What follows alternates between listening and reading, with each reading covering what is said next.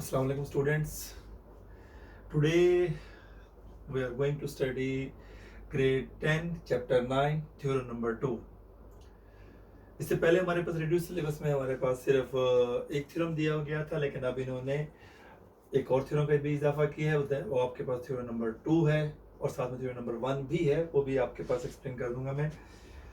आज के थ्योरम की जो स्टेटमेंट है वो क्या है? अ straight line drawn from the center of a circle to bisect a chord। हमें दो से तीन चीजें पहले से पता है होनी चाहिए गिवन के अंदर, क्योंकि इस के बाद ये जो पोर्शन है ना, इस के बाद का जो पोर्शन है, जैसे मैंने आपको पहले बताया, वो पोर्शन हम यूज करते हैं किसके लिए? टू प्रूफ के लिए। और इससे पहले पहले तक का जो पोर्शन है वो हम यूज करते हैं गिवन के अंदर। उसके अंदर हमारे पास क्या क्या चीज आ रही है? बाइसेक्ट। बाइसेक्ट का मतलब आपको पता होना चाहिए कॉर्ड। कॉर्ड का मतलब पता होना चाहिए, और आपके पास a straight line drawn from the centre of a circle. First of all हमें जो गिवन से पता चला वो तो जैसे आपके पास पता है कि अ straight line drawn from the centre of a circle. तो गिवन में हमें एक बात ये पता चल गई कि हमें एक सर्कल बनाना है जिसका सेंटर हमारे पास ओ है। ठीक है, वो हमने बना लिया। उसके बाद क्या कहा है? Bisect the chord. What is the meaning of bisect? Yes please, good. Bisect mean divide into two equal parts. Divide into two equal parts यानी। और what is the meaning of chord? Chord किसे कहते हैं? Yes, good. Chord, good. Chord mean the line segment joining the 2 point of the circumference of the circle। यानी circumference के कोई से दो पॉइंट्स को मिलाने वाला जो लाइन सेगमेंट है वो कॉर्ड कहलाता है। Diameters also is the part of the chord. लेकिन इस थ्योरम की स्टेटमेंट में हमें वो मेंशन कर देते हैं यहाँ ब्रैकेट के अंदर कि ये जो कॉर्ड है वो उसका डायमीटर नहीं है। जो कॉर्ड है वो क्या है? डायमीटर नहीं। अब और हमारे पास अब गिवन के अंदर हमें क्या कुछ पता चल गया? एक सर्कल है जिसका सेंटर हमारे पास O है, उसके ऊपर ए बी कॉर्ड है।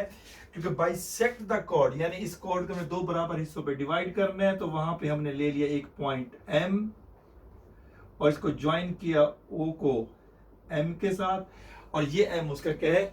मिड पॉइंट है। अब गिवन के अंदर हमारे पास क्या क्या हम लिखेंगे?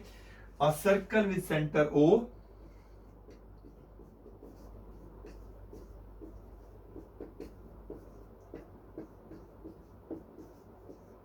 With centre O। एक पॉइंट हमारे पास हो गया ये।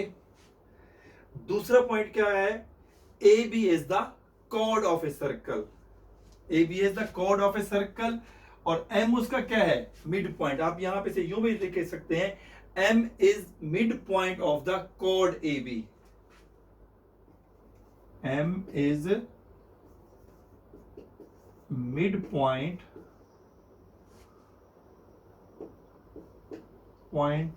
Of chord A B. M is mid point of chord A B. M उसका मिड पॉइंट है कॉर्ड ए बी का। ठीक है, अगर ये मिड पॉइंट है आपके पास तो इसका मतलब क्या होगा? तो फिर हम ये भी कह सकते हैं कि ये मिड पॉइंट है तो ये दो बराबर हिस्सों में डिवाइड करते हैं। It means that this portion is equal to this. So we can write that A M congruent to आपके पास क्या आ जाएगा? M B. क्यों? क्योंकि उसने यहां पे हमें बता दिया स्टेटमेंट के अंदर कि bisect the chord. Bisect mean divide into two equal parts. यहां तक हमारे पास हो गया गिवन। गिवन के अंदर और कोई ऐसी चीज है जो हमारे पास मिस हो रही है? Straight line drawn from the centre of a circle. Straight line है, सेंटर से ड्रा की जा रही है। ठीक है, बाइसेक्ट द कॉर्ड, तो यहाँ पे आपके पास एम पॉइंट पे आके उसने मीट किया और ए बी कॉर्ड मेंशन कर दिया। उसके बाद जो इसके बाद वाला पोर्शन होता है, we have to use this portion in a to prove. To prove के अंदर क्या कहते हैं? Perpendicular to the chord. क्या चीज परपेंडिकुलर कॉर्ड के ऊपर? ये स्ट्रेट लाइन जो कहां से आ रही है? सर्कल के सेंटर से आ रही है। इसका मतलब क्या होगा? ये स्ट्रेट लाइन सर्कल के सेंटर से आ रही है, यहां पे एम पॉइंट के साथ मीट कर रही है। ये स्ट्रेट लाइन हमने प्रूव करके देना है कि ये perpendicular to the chord A B. यानी परपेंडिकुलर का मतलब क्या होता है? We have to prove these both angles are 90 degree. तो टू प्रूव में हम क्या कर देते हैं? जो हमें टू प्रूव करना है OM परपेंडिकुलर नोटेशन, परपेंडिकुलर लिखें या परपेंडिकुलर नोटेशन है, परपेंडिकुलर कॉर्ड AB पे परपेंडिकुलर है। उसके बाद हम आ जाते हैं कंस्ट्रक्शन के ऊपर। कंस्ट्रक्शन के ऊपर हमारे पास ज्यादा नहीं है, कुछ हमने ज्वाइन कर देना है कंस्ट्रक्शन के अंदर O को A से, क्योंकि हमारा मेन पर्पस होता है कि we have to make the two triangles, और दो ट्राइंगल्स बना के हम उसको कंग्रेंट शो करें और अपना काम पूरा कर लें। हमने O को A से ज्वाइन किया और B से ज्वाइन किया, दो ट्राइंगल्स बन गए। And name of the angles, इस एंगल का नाम हम रख देते हैं 1, ये वाला, और ये वाला एंगल का नाम रख देते हैं हम 2। ठीक है, कंस्ट्रक्शन के अंदर हमने जो काम किया वो हम कंस्ट्रक्शन को दे देंगे कि हमने कंस्ट्रक्शन में ये किया।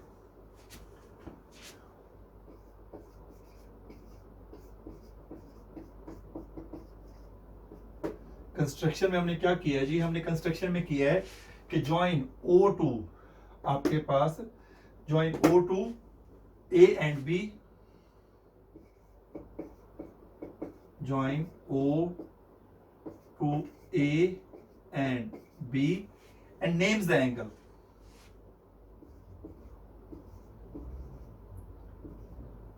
And names the angle.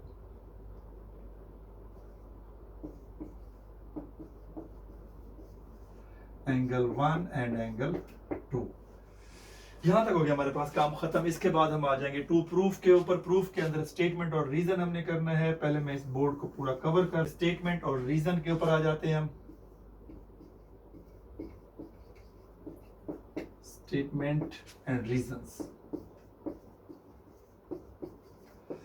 So when we have to compare the two triangles, एक ट्राइंगल हमारे पास ये है 1 जिसके अंदर एंगल 1 लिखा हुआ है, और दूसरी ट्राइंगल हमारे पास है ये ट्राइंगल नंबर 2। इन दोनों को हमने कंपेयर करना है, और कंपेयर करने के लिए जो हम साइन यूज करते हैं वो है ये वाली, डबल एरो साइन को यूज करेंगे कंपेयर करने के लिए। ट्राइंगल 1 को क्या कहेंगे, ट्राइंगल OMA। ट्राइंगल की नोटेशन डालनी है OMA, और दूसरी ट्राइंगल हमारे पास क्या आ जाएगी, OMB। गुड। करना क्या है बेटा, हमें इसमें से 3 कंपोनेंट ढूंढने हैं जो ट्राइंगल्स में इक्वल हों, और उसकी रीजन भी बतानी है। लेकिन इस चीज का ख्याल करना है कि जो चीज हमने टू प्रूव करनी है वो आप कभी नहीं ले सकते। मतलब OM परपेंडिकुलर शो करना है तो ये एंगल 1 और एंगल 2 हमारे पास परपेंडिकुलर के लिए हमने यूज करने, एंगल 1 और 2 नहीं ले सकते। बाकी आप इसके कोई से 3 कंपोनेंट ढूंढें जो इन ट्राइंगल में सेम हो। Yes, what is the first component, good, कि OA congruent to OB, right, OA congruent to OB। What is its reason, good, radii of same circle, radii of same circle. एक point तो आपके पास हो गया, ये radii of same circle. What is the second point which is congruent in both? Good, AM congruent to MB.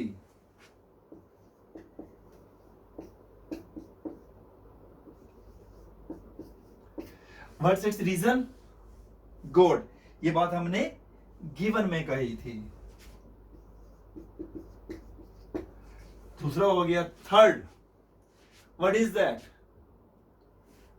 Angle 1 और 2 तो ले नहीं सकते, फिर क्या बच जाता है बेटा आपके पास, good, that OM is congruent to OM। And what is the reason that one, क्योंकि दोनों ट्राइंगल के अंदर क्या है, OM congruent to OM, that is common. 3 component हमारे पास इक्वल हो गए। जब ये 3 कंपोनेंट हमारे पास इक्वल हो जाते हैं तो फिर ऐसी सूरत में हमें क्या करना पड़ता है, जब 3 कंपोनेंट हमारे पास इक्वल हो जाएं तो फिर हम क्या करते हैं, we have to remove the sign of correspondence and apply the sign of congruent. तो आपने वही सेम ट्राइंगल लिखनी है, ट्राइंगल OMA और ट्राइंगल OMB। ना तो ट्राइंगल की साइन चेंज होनी है ना कुछ और सिर्फ ये साइन चेंज हो जानी है, किसके साथ, कंग्रेंट के साथ। और इसकी रीजन क्या है, ये तीनों हमारे पास क्या है, 1 2 3 तीनों साइड्स हैं, तो रीजन आपके पास ये, किसी भी ट्राइंगल की अगर तीनों साइड्स सेम है तो ट्राइंगल्स आर कंग्रुएंट। ठीक है, अब हम आ जाते हैं अपने टू प्रूव की तरफ। तो एंगल 1 और एंगल 2 आपस में क्या है, इक्वल हैं। अभी हम इसको करस्पॉन्डिंग करके करेंगे, angle 1 is congruent to angle 2। The reason is that corresponding angle of congruent triangle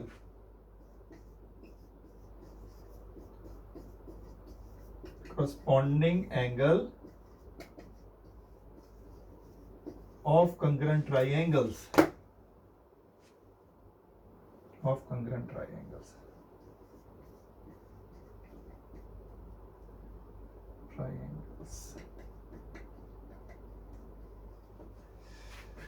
ये बात होगी, लेकिन हमें तो प्रूव करना है इसको परपेंडिकुलर। ये तो हमने सिर्फ ये प्रूव किया दोनों बराबर हैं, अभी यानी एक स्टेप हमारा बाकी है। तो बेटा ये बताएं कि ये आपके पास ए बी, अगर ये आपके पास पूरी की पूरी स्ट्रेट लाइन जा रही है कि नहीं जा रही, इसका मतलब क्या होगा कि मैं कह सकता हूं angle 1 plus angle 2 is equal to 180 degree. क्यों? क्योंकि दोनों का सम मिलाने के बाद एक स्ट्रेट लाइन बन रही है। If the sum of the two angle is equal to 180 degree then it is called supplementary angles. क्या कहते हैं इसके रीजन? सप्लीमेंट्री।